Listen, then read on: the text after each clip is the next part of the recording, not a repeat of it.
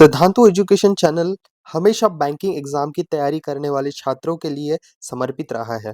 इसी मिशन को आगे बढ़ाते हुए आज हम लेकर आए हैं करंट अफेयर्स का ऐसा सेशन जो आपकी प्रिपरेशन को एक अगले लेवल पर लेके जाने वाला है।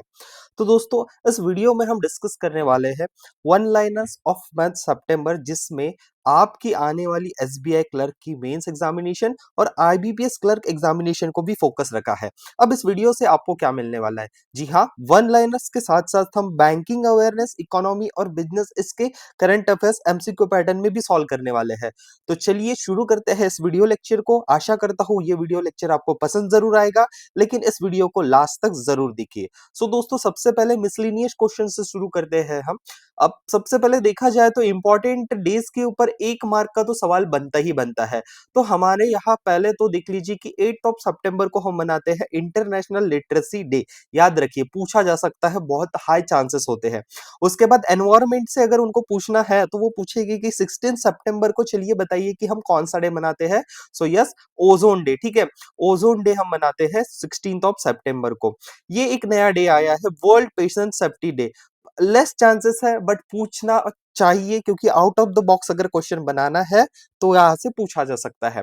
वर्ल्ड हार्ट डे 29 सितंबर। इंपॉर्टेंट है वर्ल्ड टूरिज्म डे, जिसको हम मनाते हैं 27 सितंबर।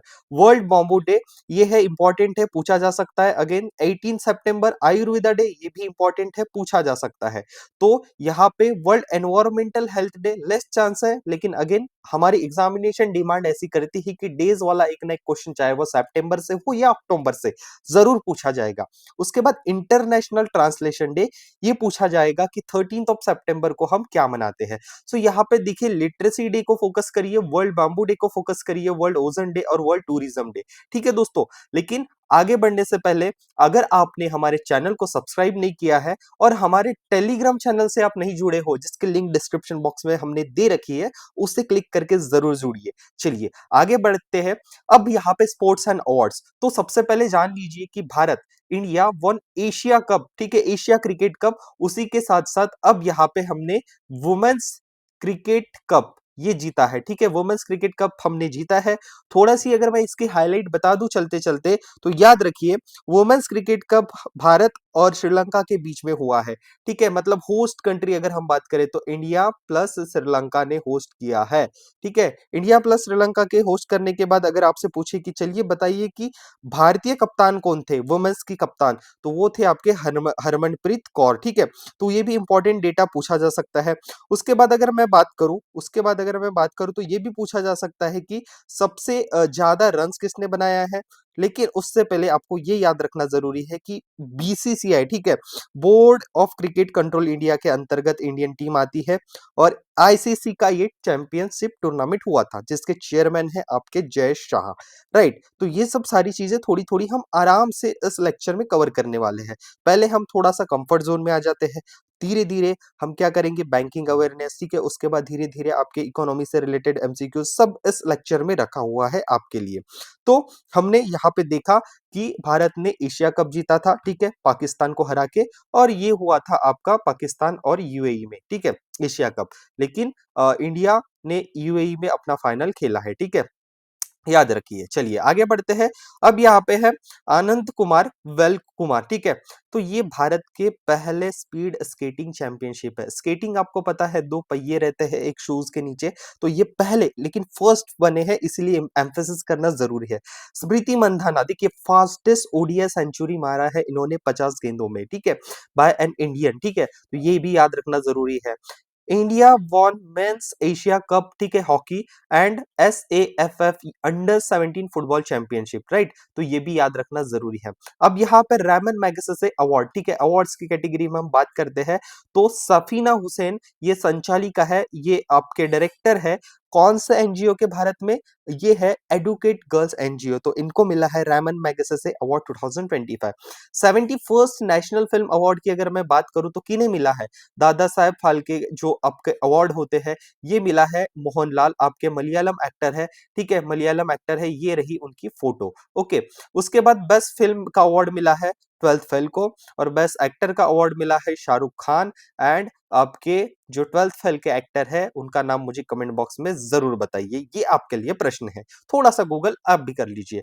UNEP young champion of the earth 2025, ये अवार्ड किसको मिला है? जिनाली मोदी, ठीक है, ये भारत के है।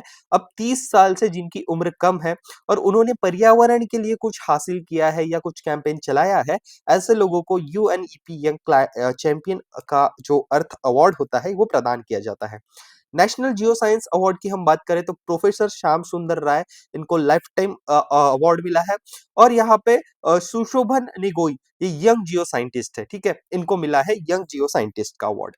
आगे बात करते हैं अपॉइंटमेंट्स। तो देखिए इंपॉर्टेंट अपॉइंटमेंट है सितंबर मंथ की, जो आपके प्रश्न में डायरेक्ट पूछा जाएगा एग्जामिनेशन में कि चलिए बताइए भारत के नए कंट्रोलर जनरल ऑफ अकाउंट्स कौन है, ठीक है, तो वो है टीसीए कल्याणी, जो की आप फोटो देख सकते हो। जस्टिस एम सुंदर, ये 10th चीफ जस्टिस बने हैं मणिपुर। देखिए मणिपुर क्यों हाईलाइट में है, क्योंकि आपको पता है कि हाल ही में कुछ महीनों पहले मणिपुर जल रहा था, मतलब वहां पे डेमोक्रेसी, लोग अब एक दूसरे को मारने को तैयार थे। तो मणिपुर कहीं ना कहीं एक सेंटर ऑफ द पॉइंट था हमारे पूरे देश में। तो यहाँ पे वहां के चीफ जस्टिस अगर कोई अपॉइंट हो रहे हैं तो बहुत ही इंपॉर्टेंट है। उसके बाद अगली अपॉइंटमेंट है आर वेंकट रमनी, ठीक है, ये री अपॉइंट हुए हैं अटॉर्नी जनरल ऑफ इंडिया, ठीक है, भारत के attorney general of India appoint हुए हैं कौन? आपके आर वेंकट रमानी, ठीक है, याद रखिए अटॉर्नी जनरल ऑफ इंडिया, ठीक है, अटॉर्नी जनरल ऑफ इंडिया। तो इंपॉर्टेंट होता है ऐसे अपॉइंटमेंट। सॉरी, ये चीज आपको क्लियर होना जरूरी है, ठीक है। अब उसके बाद अगर बात करें, ठीक है, अगर उसके बाद अगर बात करें तो श्रीनिवास इंजीती, ठीक है, इन श्रीनिवास इंजीती की हम बात करते हैं तो वो चेयरपर्सन बने हैं नेशनल आपके एनएससी के, ठीक है, स्टॉक एक्सचेंज के, ठीक है। तो ये भी बहुत इंपॉर्टेंट आपकी एक अपॉइंटमेंट हो जाती है, ठीक है। तो national stock exchange of India, ठीक है, इनके जो चेयरपर्सन बने हैं वो बने हैं श्रीनिवास इंजीती। डॉक्टर सीमा बाहोस, ये री अपॉइंट हुए हैं executive director of United Nation women's के, ठीक है, याद रखिए। और यहाँ पे Gaurangalal Das ambassador South Korea, तो ये लीस्ट इंपॉर्टेंट है। अगला आपके सामने है स्पेस और एनवायरमेंट, मतलब साइंस से रिलेटेड, ठीक है। अब यहाँ पे अगर बात करें तो डॉक्टर जितेंद्र सिंह ने यहाँ पे इनॉग्रेशन किया है इंटरनेशनल कॉन्फ्रेंस ऑफ स्पेस। तो सीधा पूछते हैं कि ये जो इंटरनेशनल कॉन्फ्रेंस ऑफ स्पेस है, ये जो है ये किसने इनॉग्रेशन किया था? Where was the international conference of space 2025 held? Directly पूछा जाता है, ठीक है। तो इसका सही उत्तर क्या होगा? इसका सही उत्तर होगा बैंगलोर, ठीक है। तो बेंगलुरु में यहाँ पे आपका इंटरनेशनल कॉन्फ्रेंस ऑफ स्पेस का इनॉग्रेशन हुआ था, ठीक है, सितंबर मंथ पे। तो हम ये कवर क्यों कर रहे हैं? क्योंकि ऐसे आपका पेपर बनता है। अब ये जो लेक्चर है इसमें हमने एमसीक्यूज भी रखे हैं लास्ट में, हमने आपको इंफॉर्मेशन भी दी रखी है। तो ये होता है एग्जाम रिलेवेंट डेटा, जो आपको कहाँ मिलेगा? सिद्धांतु एजुकेशन के यूट्यूब प्लेटफॉर्म पे।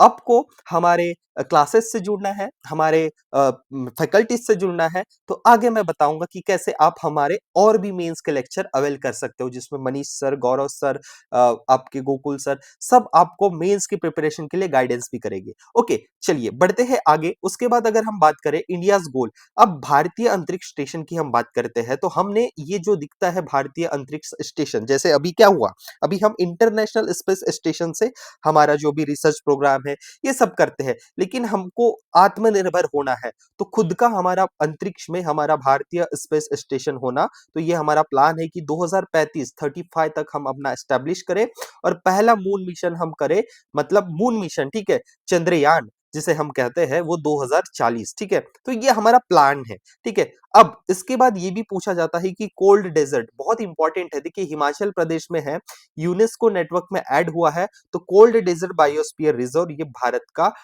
हिमाचल प्रदेश राज्य में बायोस्फीयर रिजर्व है, जिसको यूनेस्को में अभी ऐड किया गया है।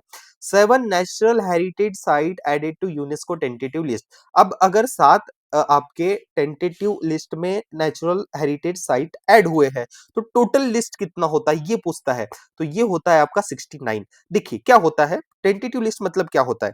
आपको पता है कि भारत देश में अभी 44 टोटल साइट्स है यूनेस्को के, ठीक है। अगर मैं बात करूं what is the total world heritage sites in India, तो इसका सिंपल सा उत्तर होगा, आपको भी मैंने जो अभी बताया 44 है, ठीक है, वर्ल्ड हेरिटेज साइट, जिसमें 36 कल्चरल, 7 नेचुरल और एक मिक्स साइट है। ठीक है, अभी रिसेंट में जो 44th साइट ऐड हुई है उसका नाम है Maratha military landscapes. Okay, mix sites में आता है कांचनजंगा नेशनल पार्क। ठीक है, ओके। अब अगर बात करूं तो ये भाई टेंटेटिव लिस्ट क्या होती है सर? टेंटेटिव लिस्ट ये लिस्ट होती है कि आपको अगर क्लरिकल लेवल की एग्जाम क्वालिफाई करना है तो आप टेंटेटिव लिस्ट में आते हो प्रीलिम्स में। अगर टेंटेटिव लिस्ट में से आपको फाइनल सिलेक्शन पाना है तो आपको जाना पड़ता है मेंस में। तो क्या होता है कि जब 44 साइट्स में से अगर किसी को 16, जैसे अभी टेंटेटिव लिस्ट कितनी है 69, अगर किसी को 45th बनना है तो इसमें से मतलब ये प्रिलिमिनरी जो 69 बच्चे हैं उसमें से एक बच्चा जाएगा मेंस में, और यहां से बनती है आपकी फाइनल वर्ल्ड हेरिटेज साइट्स। तो ये होता है कि प्रिलिमिनरी स्टेज में हमने एक अपना फनल वेरीफाई कर लिया कि हाँ ये साइट से आगे चल के हम इनको वर्ल्ड हेरिटेज साइट्स में कन्वर्ट करेंगे। आई होप कि आपको ये इंफॉर्मेशन है क्लियर हो चुकी होगी। अब हाल ही में भारत ने 3 नए रामसर साइट्स ऐड किए हैं, मतलब इसके पहले 2 हो चुके हैं, और जो रेड कलर में आपको दिख रहा है गोगाबेल लेक, ये हाल ही में अभी अक्टूबर सितंबर के एंडिंग फर्स्ट वीक में ऐड हुई है। देखिए गोकुल जलाशय, उदयपुर झील, ये पहले 2 एक साथ ऐड हुए थे, मतलब ये थे 93rd साइट। अब जो रिसेंट ऐड हुई है 94th साइट वो है आपकी गोगाबेल लेक, राइट? तो ये बहुत ही इंपॉर्टेंट है, याद रखिए। अब जाके भारत का पूरा रामसर साइट्स का जो आंकड़ा है वो हुआ है 94। National geothermal energy policy launch की है जिसमें 381 हॉट स्प्रिंग आइडेंटिफाइड हुए। आंकड़े याद रखो, ठीक है।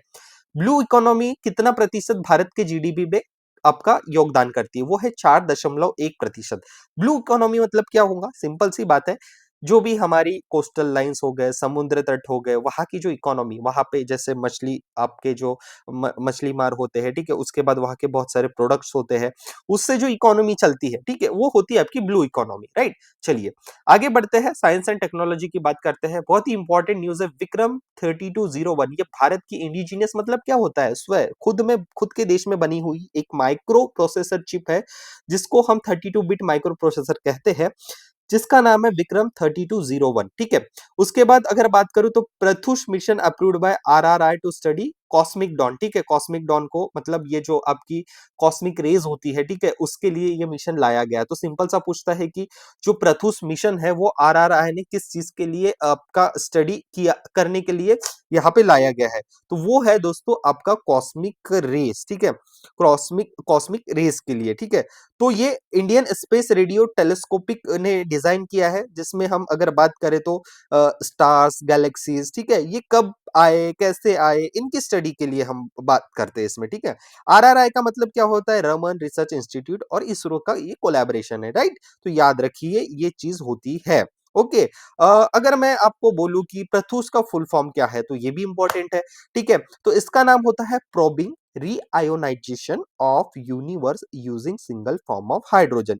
It is the name of a future space radio meter designed to study universe cosmic dawn. ठीक है, अब अगर कोई बच्चा पूछे कि सर सब तो समझ गया कि कॉस्मिक डॉन क्या होता है, तो देखिए बच्चों, कॉस्मिक डॉन क्या होता है ये समझो। ठीक है, cosmic dawn it is a period, ठीक है, ये ऐसा एक कार्यकाल होता है व्हेन द फर्स्ट स्टार या गैलेक्सी या कोई ब्लैक होल फॉर्म हुआ है। ठीक है, सबसे पहले अर्ली यूनिवर्स में, अब वो एंड होगा कॉस्मिक डार्क, मतलब वो हमेशा के लिए अंधकार में जाएगा। तो अगर आपने बिग बैंग थ्योरी सुना हो, ये सब साइंस की चीजें हैं, बस याद रखिए जो मैंने आपको फुल फॉर्म बताया। और ये किसकी स्टडी है? रमन रिसर्च इंस्टीट्यूट और इसरो के द्वारा। ठीक है, इसरो के द्वारा। आगे बात करते हैं जुपिटर। ठीक है, यूरोप, ठीक है, Jupiter EU first x scale super computer. ठीक है, तो बहुत ही इंपॉर्टेंट हो जाता है, ठीक है, ये चीज, क्योंकि ये जो है इंपॉर्टेंट न्यूज क्यों हो जाती है? क्योंकि ये कंप्यूटर है, ठीक है, ये एक कंप्यूटर है, ये आपका मिशन है, फास्टेस्ट कंप्यूटर है। ठीक है, ये आपका फास्टेस्ट कंप्यूटर है। क्या हुआ है यहाँ पे बताया कि ये सुपर कंप्यूटर बना है। ठीक है, ये सुपर कंप्यूटर बना है, कौन से कंट्री का है?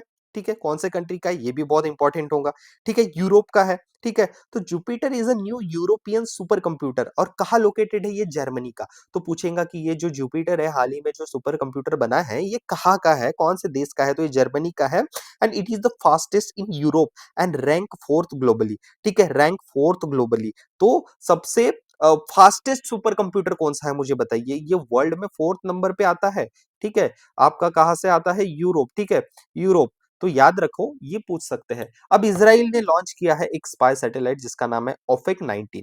इंडिया का पहला 240 what electric motorcycle platform develop कर रहा है टीबीडी सपोर्ट से। ठीक है, उसके बाद न्यू डिस्कवरी, ये साइंस का है, cholesterol can control electron spine. ठीक है, ये थोड़ा अलग है।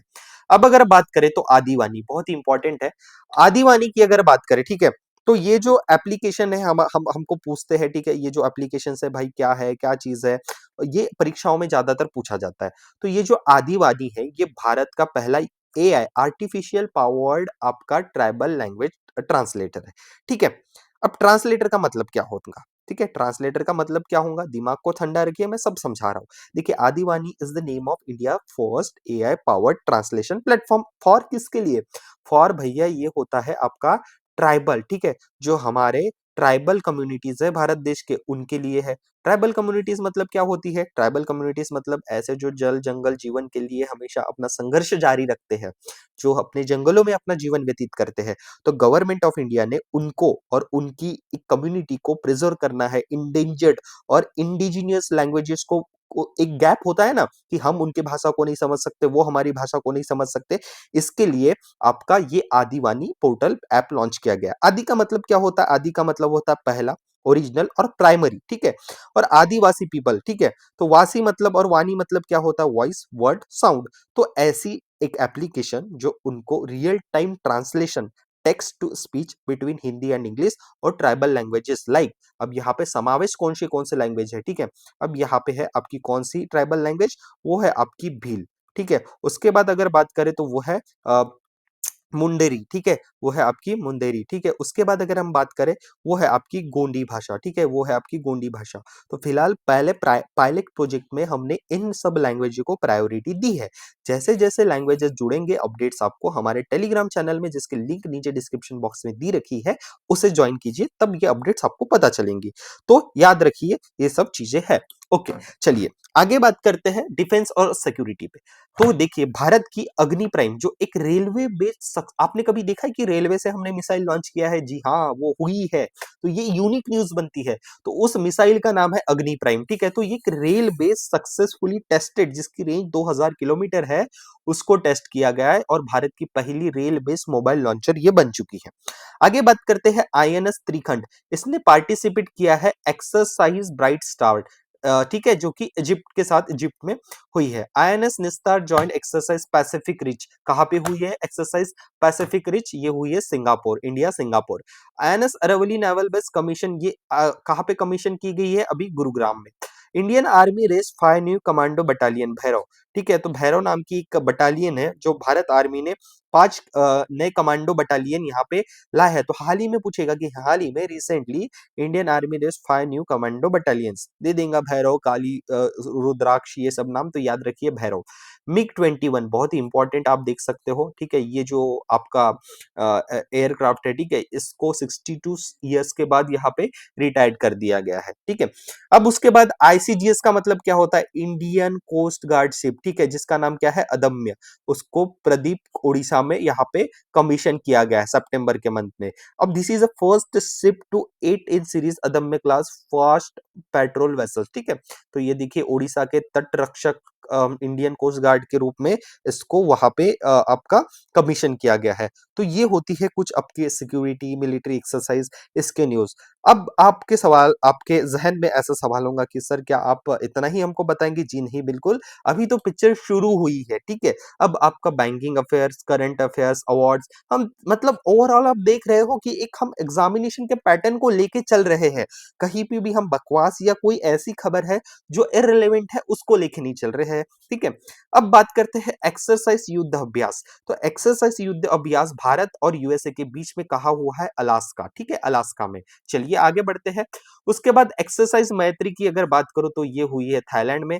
थोड़ा सा मुझे यहाँ पे डाउट है, अगर आप थोड़ा गूगल करके मुझे कंफर्मेशन दे दीजिए तो आपका भी रिवीजन हो जाएगा। ठीक है, उसके बाद अगर हम बात करें तो exercise Shyam Shyam Bharat 2025 India Thailand army. ठीक है, तो ये जो है एक्सरसाइज श्याम भारत, ये कहाँ पे हुई है, तो ये हुई है आपका इंडिया और थाईलैंड के आर्मी के बीच में। ठीक है, एक्सरसाइज मैत्री X1V। ठीक है, मतलब ये जो है आपको एक बार यहाँ पे रीचेक करना है। ठीक है, रीचेक करने का मतलब क्या होगा कि आप कंफर्मेशन ले लोगे कि ये कहाँ पे हुई है। ठीक है, तो इंपॉर्टेंट है कि अपने को डेटा वेरीफाई करना है। ठीक है, तो बहुत ही इंपॉर्टेंट है। ठीक है, तो आपका जो है ये सही उत्तर होगा इसका जो 14th एडिशन है। ठीक है, ये सितंबर 1 मतलब इसकी जो बात कर रहा हूँ मैं, ये 1 सितंबर से 14 सितंबर के बीच में हुई है। ज्वाइंट मिलिट्री एक्सरसाइज थी इंडियन आर्मी और रॉयल थाई आर्मी के बीच में, जो हुई है आपके मेघालय में। ठीक है, तो ये थाईलैंड मुझे थोड़ा डाउट था, बट करेक्शन आप कर लीजिए। ठीक है, तो ये था आपका मेघालय, राइट। तो आंसर जो है ये हुई कहाँ पे है, ये हुई है मेघालय। ठीक है, मेघालय में। किसके बीच में हुई है, तो अभी मैंने बताया इंडियन आर्मी और रॉयल थाईलैंड जो आर्मी है उसके बीच में, थाई आर्मी। ठीक है, चलिए, थाईलैंड का था इंडिया और आपका थाईलैंड का। उसके बाद अगर बात करें, ठीक है, उसके बाद अगर बात करें तो एक्सरसाइज झापड़ ये किसने कंडक्ट किया था, ये किया है आपका रशिया ने। Indian Morocco defence MOU sign हुआ है। ठीक है, अभी पूछेगा कि मोरक्को और इंडिया में किस रिलेटेड डिफेंस की सिग्नेचर मतलब एमओयू हुआ है, तो ये याद रखिए। ठीक है, combined commanders conference 2025 held in Kolkata. ठीक है, तो ये कंबाइंड कॉन्फ्रेंस कमांडर्स की कहाँ पे हुई है, कोलकाता में। Fourth coast guard global summit ये रोम में हुआ है, India to host 5th edition in 2027। Okay, आगे बात करते हैं होम बाउंड। ठीक है, तो याद रखिए यहाँ पे home bound has selected as India's official entry for the best international feature film category 2026 in Oscars. ठीक है, तो ऑस्कर्स के लिए ऑफिशियल एंट्री पहली हमारी भारत की पिक्चर है जिसका नाम है होम बाउंड, इस सीजन के लिए ये यहाँ पे एंट्री ले चुकी है। ओके, आगे बढ़ते हैं, अब इकोनॉमी बिजनेस की बात करते हैं। देखिए, इंडिया का अनएम्प्लॉयमेंट रेट, ठीक है, ये अगर पूछे according to the WEF report तो क्या रहा है, 2%। ठीक है, 2%, लोवेस्ट इन G20। आपका अगर हम बात करें, ठीक है, आपका अगर हम बात करें तो फिक्ट राइज इंडिया जीडीपी, ये जो रिपोर्ट है इन्होंने बोला है कि जीडीपी फोरकास्ट क्या रहने वाला है इनके अनुसार, तो ये रहेगा 6.9%। इंडिया का लॉजिस्टिक कॉस्ट अगर बात करें तो 7.97% है of GDP. Google to invest, बहुत ही इंपॉर्टेंट न्यू है, Google 15 billion US dollars AI data centre Vizag में अपना एस्टेब्लिश करने वाला है।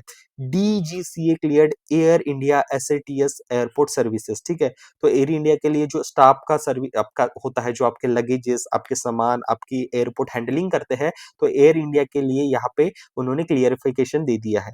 ICICI bank tied up with DPIIT for startup India support. Okay, IndusInd bank appointed विरल दमानिया एज CFO। याद रखिए, बहुत ही इंपॉर्टेंट है। जल्दी से हम अपने MCQs पे आने ही वाले हैं।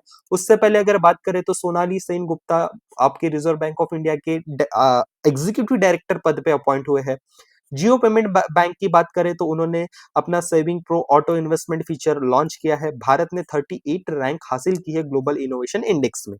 जी हाँ, इंटरनेशनल रिलेशन की थोड़ी बात करते हैं तो India and EU strategic agenda launch हुआ है।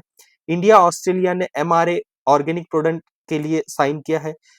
India Bhutan sorry, rail link क्या है, ये है कोकारंजर, गैलीपो और बनारस सामस्ते। ठीक है, ये कुल इतना बजट से यहाँ पे जो है वो यहाँ पे भारत और भूटान के बीच में रेल लिंक बन रही है। इंडिया ग्रीस मैरीटाइम एक्सरसाइज कहाँ पे हुई है, मेडिटेरियन सी। ठीक है, जिसमें INS त्रिखंड और HS स्टोकलेस, ठीक है, ये इन्होंने पार्टिसिपेट की है। ठीक है, मैंने बोला कि इंडिया और मोरक्को के बीच में डिफेंस आई है, लेकिन भारत की तरफ से टाटा एडवांस सिस्टम ने WHAP फैसिलिटी मोरक्को में पहली शुरू की है। ये क्या होता है, आपके जो आपने देखे होंगे कि आर्मी के लिए जो हम यहाँ पे ऑटोमेटिक मतलब बंकर्स वाले कार बनाते हैं, ठीक है, व्हील अच्छे जिनके मजबूत होते हैं, वैसे टाइप में कुछ है ये। India hosted Interpol Asian regional conference कहाँ पे हुई है, ये हुई है सिंगापुर में। India joint EFTA TEPA 100 billion US dollar investment and 1 million jobs in 15 years. ठीक है, अगर मैं बात करूं, ठीक है, EFT, ठीक है, अगर मैं बात करूं तो EFTA का फुल फॉर्म क्या होता है, ये आपको पता होना चाहिए। तो ये होता है यूरोपियन फ्री ट्रेड एसोसिएशन। ठीक है, अब यहाँ पे भाई साहब आपको पूछा जाता है कि EFTA में कितने मेंबर होते हैं, तो ये होते हैं आपके टोटल 4। अब मैं आपको थोड़ा सा यहाँ पे नोट्स के द्वारा बताता हूँ कि EFT में 4 मेंबर तो है, लेकिन वो कौन से है जिसे हमारा एग्जामिनर पूछा पूछने की संभावना होता है, ठीक है। पहला है आपका आइसलैंड, ठीक है। आइसलैंड के बाद होता है आपका नॉर्वे, ठीक है। ये आप नोट बना के रख लीजिए, 100% आपका प्रश्न यहाँ से बनने वाला है, ठीक है। आपका होता है उसके बाद स्विट्जरलैंड, ठीक है। स्विट्जरलैंड, ठीक है, स्विट्जरलैंड होता है। और लास्ट होता है आपका आपका होता है लिechtenstein, ठीक है। तो ये होते ही थोड़ी सी स्पेलिंग इसकी आप प्रोनाउंसिएशन अपने हिसाब से कर लीजिए, मैं आपको यहाँ पे बिल्कुल उसकी स्पेलिंग जो है वो करेक्ट लिख के दे रहा हूँ, ठीक है। तो ये जो होते हैं इसके मेंबर कंट्रीज है, ठीक है। ठीक है, तो बहुत ही इंपॉर्टेंट है, 1960 में ये बना था, Indo Japan joint credit mechanism, ठीक है, पेरिस एग्रीमेंट के अनुसार। तो दोस्तों ये रही थी हमारी अभी तक की जो थियरी। अब हम बढ़ेंगे एमसीक्यूज पे। तो आप जुड़े हैं सिद्धांतो एजुकेशन, जो कि बेस्ट बैंकिंग क्लासेस है। हमारी एक बैच चल रही है टोटल बैंकिंग फाउंडेशन बैच, ठीक है, जिसमें बेसिक से एडवांस मेंस के लिए अलग डेडिकेटेड बैचेस, और ठीक है, तो ये सब आपको अवेल कर सकते हो, ठीक है। इसकी अधिक जानकारी आपको दिए गए नंबरों पे मिलने वाली है, हमारे वेबसाइट को विजिट कीजिए, ठीक है। तो आप हमारे एप्लीकेशन को भी डाउनलोड कर सकते हैं, जहां पे आपको daily quizzes, daily current affairs, ठीक है, डेली आपको फ्री पीडीएफ्स मिलेंगी, सक्सेस स्टोरीज देखने के लिए मिलेंगी, और प्रॉपर गाइडेंस इसको आप हासिल कर सकते हो, ठीक है। तो गूगल प्ले स्टोर पे जाइए एंड सिद्धांतो एजुकेशन आपको सर्च करना है, बेस्ट बैंकिंग क्लासेस, ये आपको एप्लीकेशन दिख जाएगा। उसके बाद हम बात करते हैं दोस्तों इंटरनेशनल रिलेशंस की। तो देखिए, इंडिया ऑस्ट्रेलिया ने होस्ट किया है आईआईएम अहमदाबाद दुबई, मतलब इंडिया ऑस्ट्रेलिया होस्टेड, मतलब ये जो कैंपस है अब कहाँ पे बनने वाला है, आईआईएम दुबई, ठीक है। तो इंपॉर्टेंट होता है, ठीक है, India Australia hosted IIM Ahmedabad Dubai campus. तो जब भी कभी ऐसा बनता है, ठीक है, तो ऐसी न्यूज आती है कि IIM Ahmedabad open first overseas campus in Dubai, ठीक है। तो ये जो आईआईएम अहमदाबाद है, ये पहला अपना ओवरसीज कैंप कहाँ पे बना रही है, दुबई में, ठीक है, दुबई में, याद रखिए, ठीक है।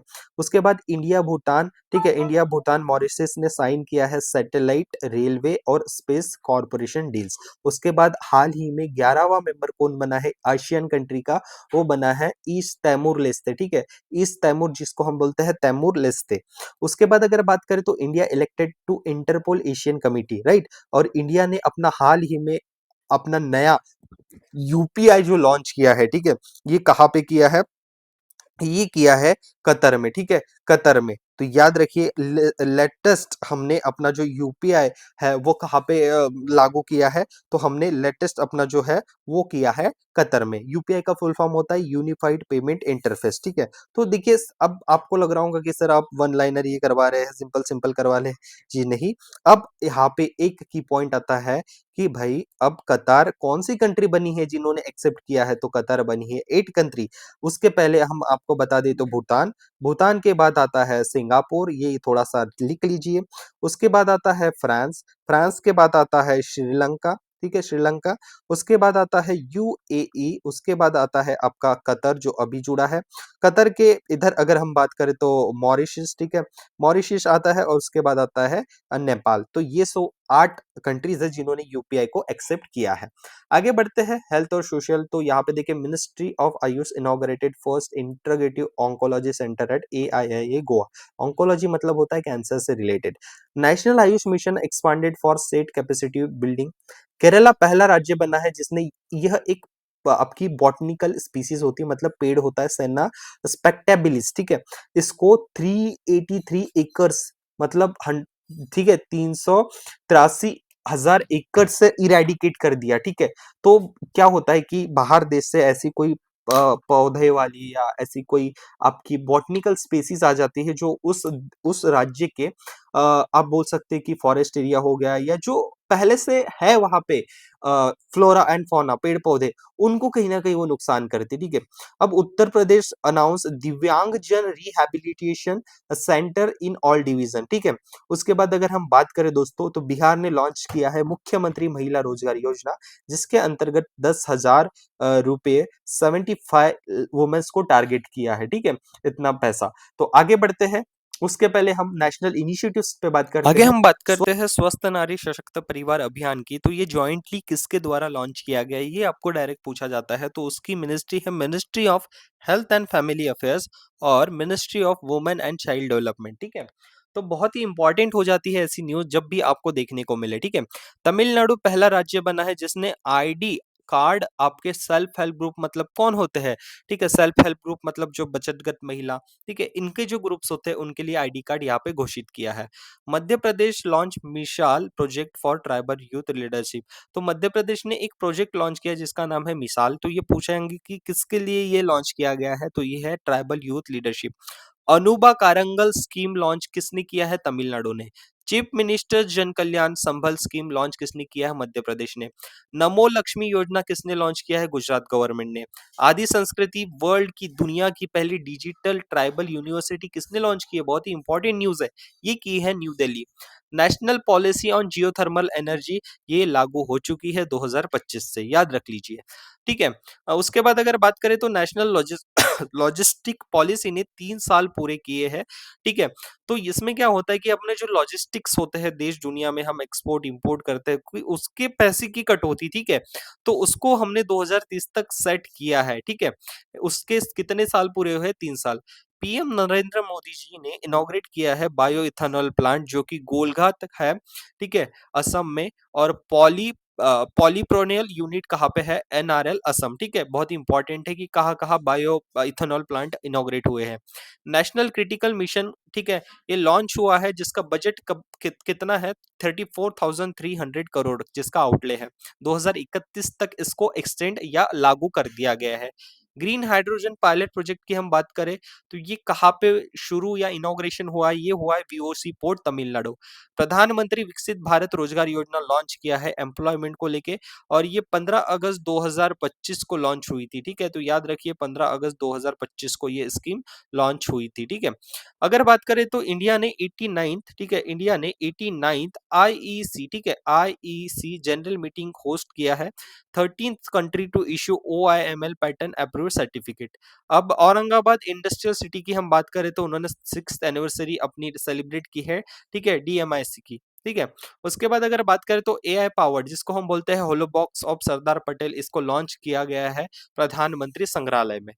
तो नेक्स्ट, अगर आप चाहते हैं कि आपकी भी सक्सेस स्टोरी हमारे साथ जुड़े या हम भी आपसे जुड़े, या डायरेक्ट आपको हमारे सोर्सेस से जुड़ना है या मेहनत करना है, तो प्लीज इस यूट्यूब चैनल को फॉलो कीजिए, हमारे कोर्सेस जो है एक बार जरूर देखिए। और अगर आप भी इन सब की तरह बैंक ऑफिसर बनना चाहते हैं तो प्लीज दिए गए नीचे नंबरों पे कॉल कीजिए, जहां पे आपको फ्री गाइडेंस, आप जहां पे भी आपकी एग्जामिनेशन की तैयारी में रुकावटें आ रही है उसको क्लियर करने के लिए पूरी मदद दी जाएंगी। तो नीचे नंबर दिए गए हैं, 77700519 इस पे कॉल कीजिए, और सारी डिटेल्स जहाँ पे भी आपको लगता है कि हाँ यहाँ पे हमको प्रॉब्लम है, तो प्लीज आप बेझिझक यहाँ पे संपर्क कर सकते हैं। ये रहे हमारे पिछले साल के और इससे भी ज्यादा, क्योंकि हम यहाँ पे लिमिटेड टाइम में वीडियो कंप्लीट करना होता है। तो फर्स्ट अटेम्प्ट किसी किसी का कुछ दिक्कतों के कारण स्टूडेंट्स हमसे जुड़े और उनकी समस्याओं का समाधान, उनके प्रॉब्लम्स, उनके ऑब्स्टेकल्स को हमने यहाँ पे क्लियरिफाई किया है, ठीक है। तो प्लीज जुड़िए, जुड़ना ना भूलिए हमारे यूट्यूब चैनल से। नीचे टेलीग्राम चैनल की लिंक भी दी गई है, और डायरेक्ट आपको अगर कोई डाउट है तो इन नंबरों पे भी आप कॉल कर सकते हैं। आगे आपका एमसीक्यूज टेस्ट आ चुका है दोस्तों। सो अगेन, तो चलिए शुरू हो जाते हैं। अब देखिए, India's current account posted a deficit of dash of GDP quarter 1 financial year. So इसका जो सही उत्तर है वो है 0.2%। ये रहा उसका एक्सप्लेनेशन, ठीक है। तो ये आप पढ़ सकते हैं और नोट्स के तौर पे रिवीजन कर सकते हैं, लेकिन उसके लिए आपको हमारा टेलीग्राम चैनल ज्वाइन करना होगा जिसमें ये पीडीएफ आपको मिलने वाली है। अगर नहीं तो कमेंट बॉक्स में हम इस पीडीएफ की लिंक दे देंगे, वहां से आप डाउनलोड कर सकते हैं। By what percent has India GST revenue for August 2025 increased compared to the same month last year? अगस्त को 2024 के अगस्त से कंपेयर किया है एग्जामिनर ने। ये हमारे द्वारा भी बनाए कुछ सवाल है, और प्रीवियस ईयर पैटर्न को भी एनालिसिस करके आपके बैंकिंग और फाइनेंशियल अवेयरनेस के क्वेश्चन लाए गए हैं। तो ये होता है एक अच्छे प्लेटफॉर्म से जुड़ना और एक अच्छे सोर्स से पढ़ना। तो इसका जो सही उत्तर है दोस्तों 6.5%। देखिए, India GST revenue of August 2025 increase by 6.5%, जो हमारा सही उत्तर था। लेकिन भाई लास्ट ईयर का क्या था, ठीक है, लास्ट ईयर भी यहाँ पे पता होना आपको जरूरी है, ठीक है। तो ये इंपॉर्टेंट होते हैं ऐसे डेटा, ठीक है, यहीं पे आपके क्वेश्चन बनते हैं और आप फंसते हैं। अगला question, which of the following bank has signed, ठीक है, 100 euro million climate finance agreement with agency Francis de development, AFD। तो इसका जो सही उत्तर है दोस्तों ये है आपका स्टेट बैंक ऑफ इंडिया। ठीक है, स्टेट बैंक ऑफ इंडिया ने 100 यूरो मिलियन का यहाँ पे टाई अप प्रोग्राम किया है।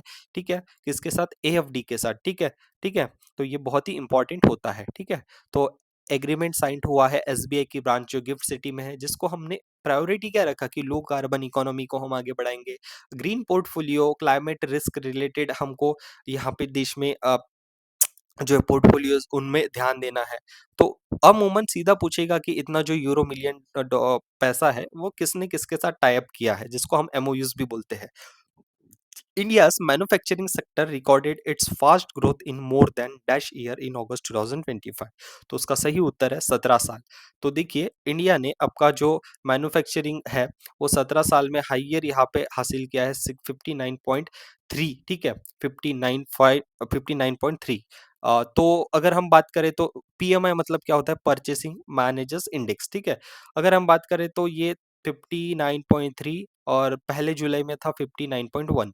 तो ऐसे ही वीडियो हम लाने वाले हैं, कम से कम आपके एग्जामिनेशन के पहले हम वादा करते हैं कि जैसे हम सितंबर मंथ को इसमें कवर कर रहे हैं वैसे ही अक्टूबर को करेंगे, अगस्त को करेंगे।